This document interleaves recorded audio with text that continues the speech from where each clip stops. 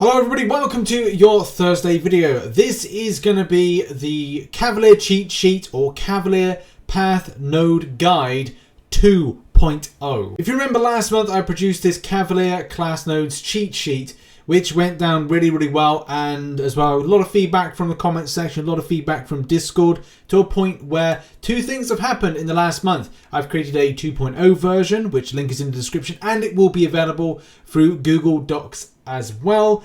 And the second thing is that Papa Squish has created a infographic for this, which I've amalgamated into the new spreadsheet. I've also taken into consideration some of the new node changes, like Mixmaster being added, and also some other helpful information and helpful champions to then go and counter a lot of the champions that you'll see, and also just a variation which is very important. As I said, the Google Docs link is in the description down below, but also this is available on my Discord, which if you don't know, if you go to Discord, you go right the way to the left hand side, it will have something called Event and Side Quest, and then what you do is you go up to Pinned Messages, and it is just above there. So yeah, just to the top right hand corner, Pinned Messages, and it's located there. You just click on it. But as I said, the Google Docs version is available.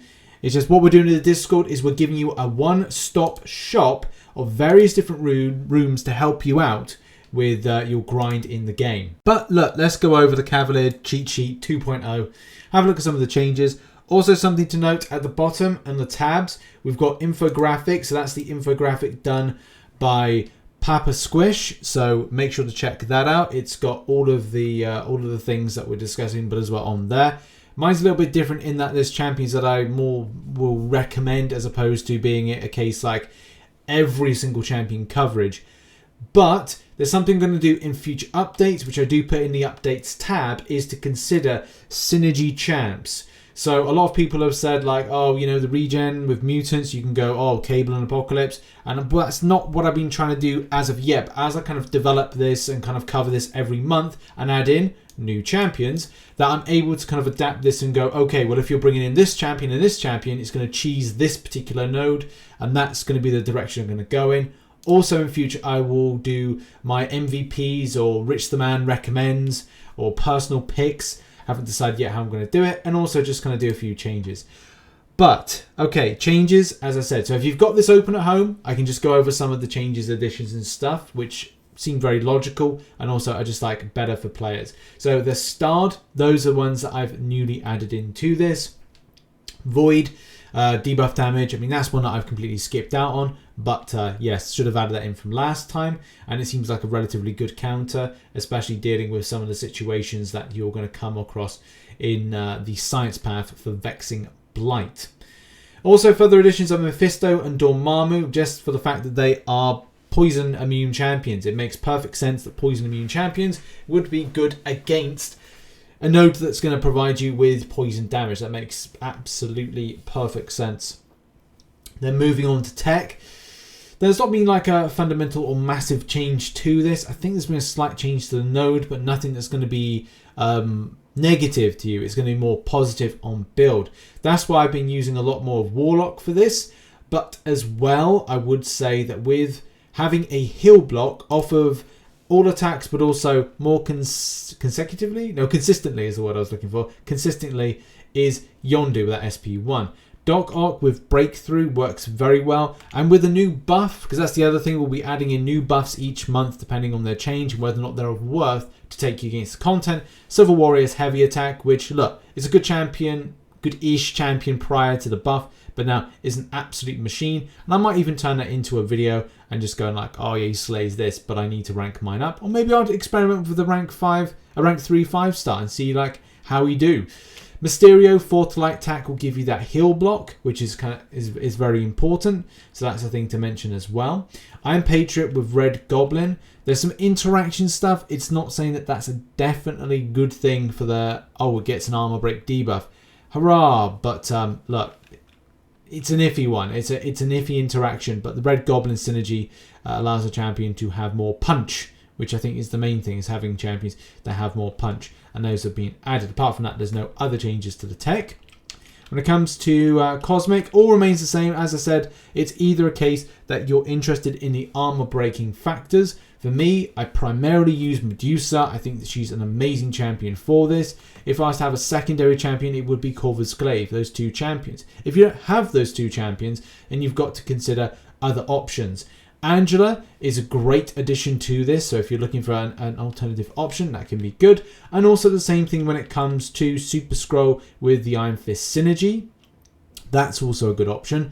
But Symbiote Spidey with Red Goblin is actually an amazing damage opportunity, because you are ramping up some hella damage.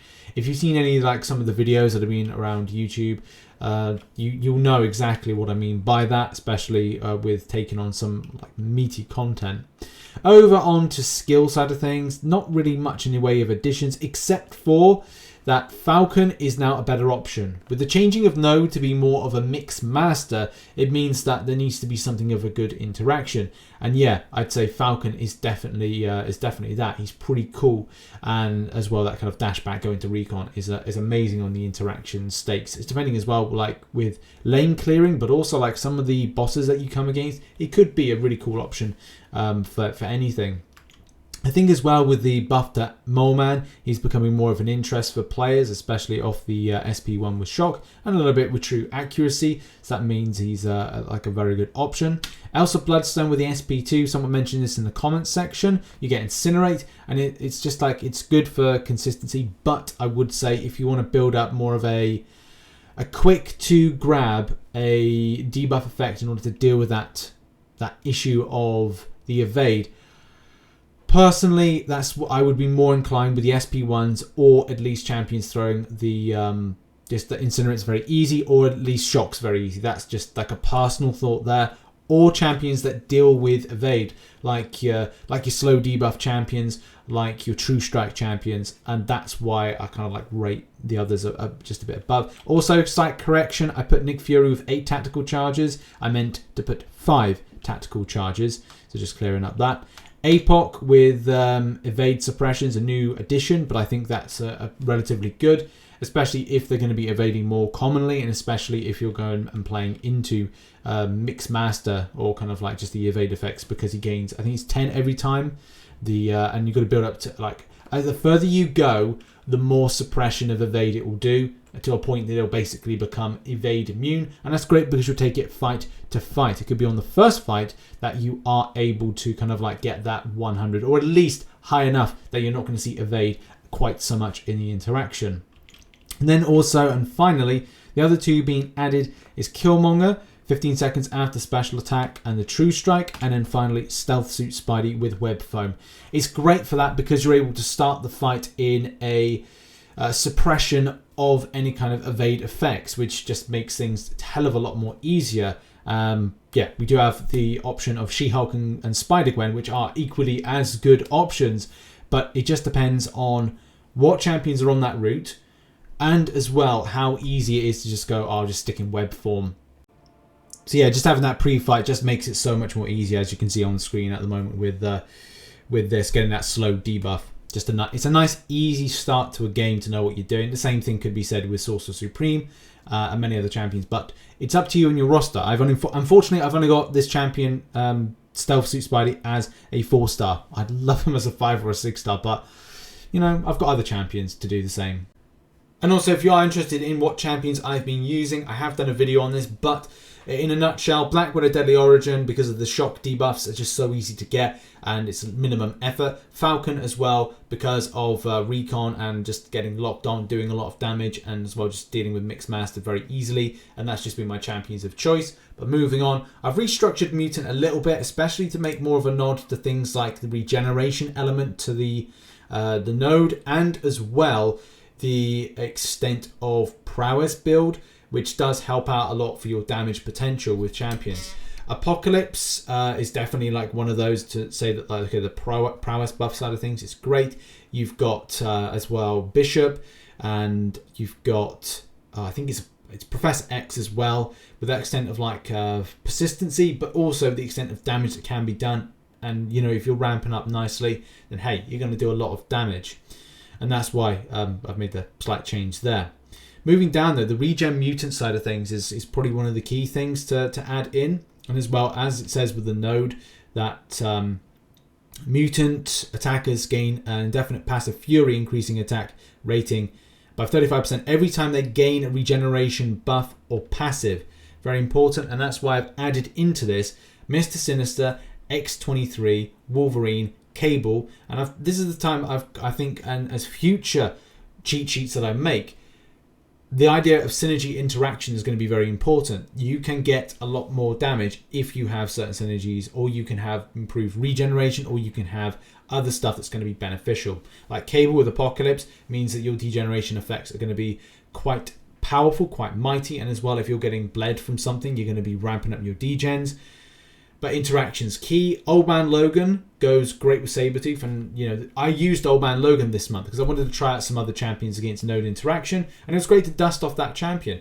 Great with Sabretooth, especially with your regeneration rate increasing quite a bit, and also some other synergies massively help out if you're thinking of pairing with a Mega Red. My team is very different because I think I had that on screen a moment ago, because I've got I think it falls Mutant on the Odin path.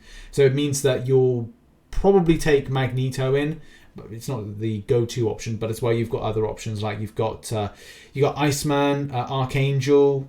You know, that's just been my champions of choice. Apocalypse, because you know, it's Apocalypse. But then yeah, there's other champions there, and as future updates go on with me making this, I will definitely update you with more. This leads us quite nicely onto the final one.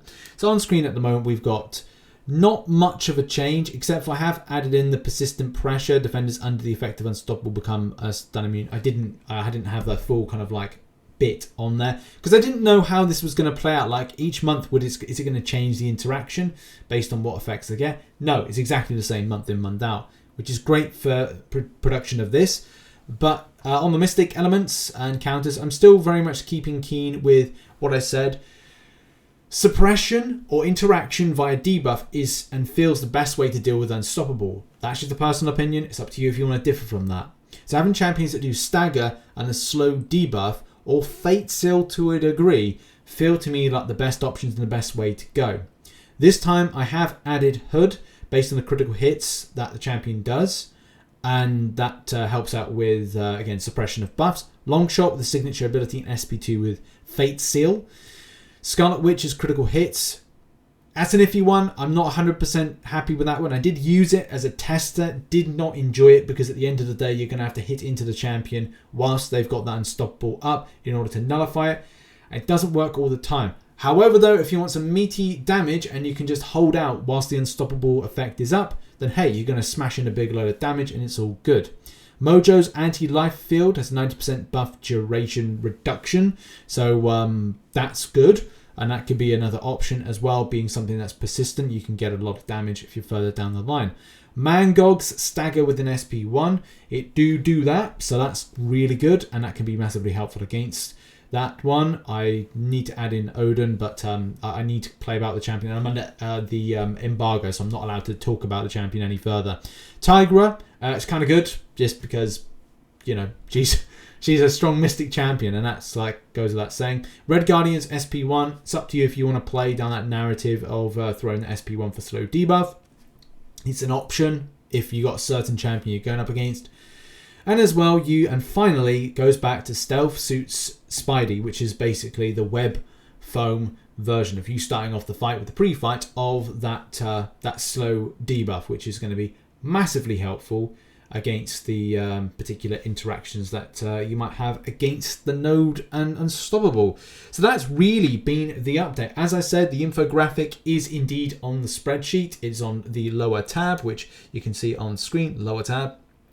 It's the second tab. It's the infographic. Just click on it, and that is, as I said, that's and shout to Papa Squish on that one. And then I've done an updates thing, as I said.